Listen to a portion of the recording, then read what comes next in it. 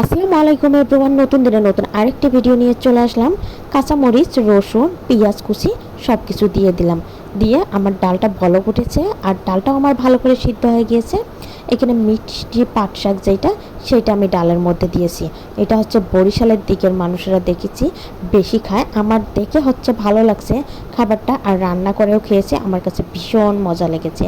মানে অন্যরকম একটা খাবার। যে কোনো দেশের হচ্ছে, যে কোনো দেশের বা অঞ্চলের খাবার আসলে ট্রাই করা উচিত। এক এক হচ্ছে অঞ্চলের খাবার এক এক রকম লাগে, অনেক মজা লাগে। আমার কাছে অনেক মজা লেগেছে, অনেক ভালো লাগছে। আর এইদিকে হচ্ছে ডালটা হওয়ার পর আমি হচ্ছে করলা ভাজি করে নিলাম। ডালটা যে কি পরিমাণ মজার হয়েছে! আমি হচ্ছে শুকনা মরিচ, তারপর হচ্ছে রসুন কুচি, পেঁয়াজ কুচি দিয়ে আবার ডালটা বাগার দিয়েছি। আর এই তো ছোটো ছোটো আলু দিয়ে আমি হচ্ছে করলা ভাজি করতেছি, পাতলা পাতলা করে কেটে নিয়েছি।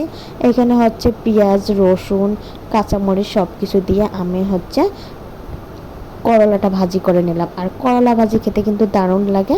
আর একটু হচ্ছে আজকে মাছ ভাজি করে নেব। হচ্ছে বাটা মাছ ভেজে নিচ্ছি। বাটা মাছ সবসময় হচ্ছে ভাজা ভালো লাগে।